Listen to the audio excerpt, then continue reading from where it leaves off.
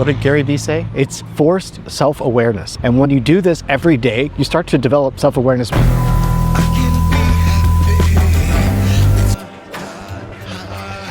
If you say an affirmation and it feels fake or not true, then it is. This is why affirmations don't work. Obviously, for some people, affirmations work, and I'll explain all of that in just a second, but I just saw a bird hopping right behind that tree over there, and that reminds me of chickens and how chickens are, sometimes they're just in a little fenced-in area and they forget that they have wings.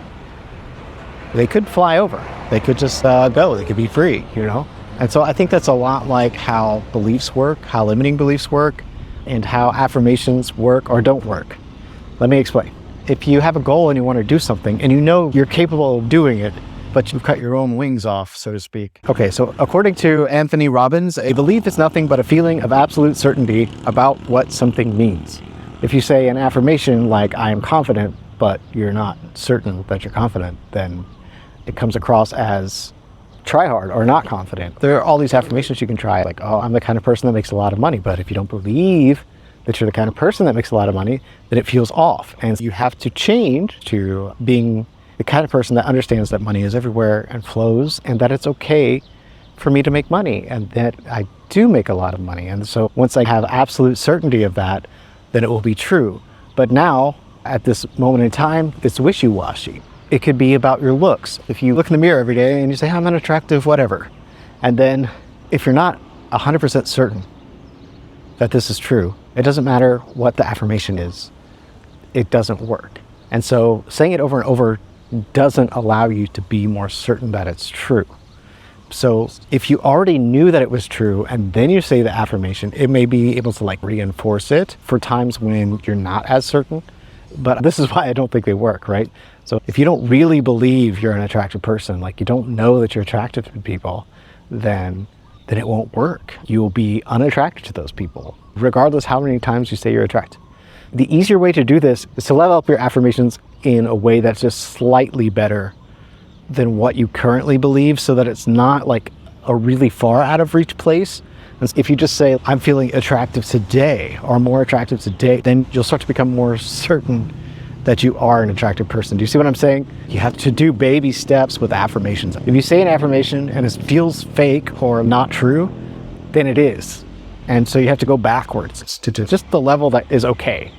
And then once you do that, then it's easier. And all you're really doing is just stepping into the ideal version of yourself. You're stepping into what you think that you want to become is. So if you want to be an attractive person, then you have to visualize yourself as that attractive person and then start to step into that role. And then when you say these affirmations, they won't feel try hard or fake or whatever. So let's go over here to the shake. It's getting hot. So the main reason you should start to film yourself is to confirm to yourself the things about yourself, your ideal self, and whether or not they are true or not. So that has been the most beneficial thing. I film myself making a video diary, talking about my day and what I wanted to do the next day. And then the next day, watching that video diary, which is just a recording on my phone, like a video, and then watching that one and then recording a new one. Okay, what I want to do this day, and then watching that back the next day. And so you automatically start generating progress regardless of how stuck you are. If you're super stuck and depressed and you record a video about how super stuck and depressed you are, and then you watch it back the next day, you're like, man, I was really depressed. I kind of don't want to feel like that today. It's forced self-awareness. It's self-awareness on a delay clock, but it still works. It still helps you get there. And when you do this every day, you start to develop self-awareness where you don't actually have to record yourself on video. You start to become aware of how you are in your body, aware of what you look like, aware of your surroundings. Like you start to develop the self-awareness, but for now, you probably aren't like we're just stuck in our own heads.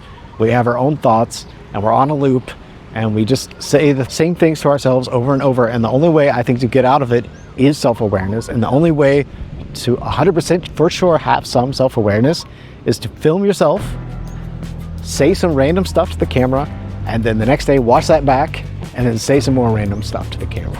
And keep doing that. If you do this for about 2 weeks, I promise you, your life will change. And that is why I started writing this book, why I started filming these videos, and how I started getting back into making music again. It's good to find an affirmation that fits your ideal self, so that resonates. If you picture your ideal self, and I have a little worksheet that you can get. It's inside of the book. Just go get the book, and there's a Notion page you can duplicate, and you can fill out, and you can start filling in the things that describe your ideal self. And you have this list of things, like some of these you might already have to some degree.